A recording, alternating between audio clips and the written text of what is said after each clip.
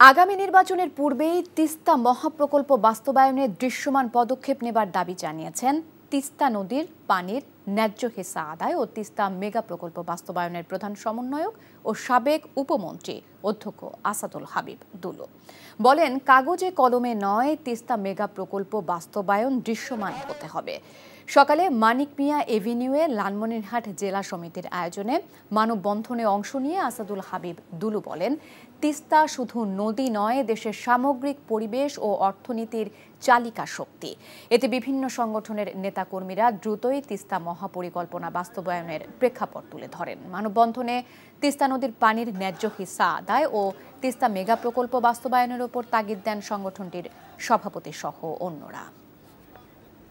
সরকার বলছে যে 26শে জানুয়ারিতে কাজ শুরু করবে, কিন্তু কাজের কোনো নমুনা তো আমরা দেখতে পাচ্ছি না।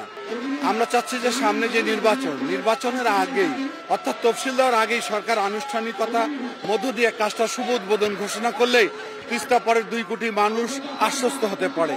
আমাদের দাবি ওটাই যে গড়িমসি না করে কাজের শুভ উদ্বোধন ঘোষণা করা হোক। পরবর্তীতে যেই সরকার আসুক, নির্বাচিত সরকার, তারা এই কাজের ধারাবাহিকতা রাখে।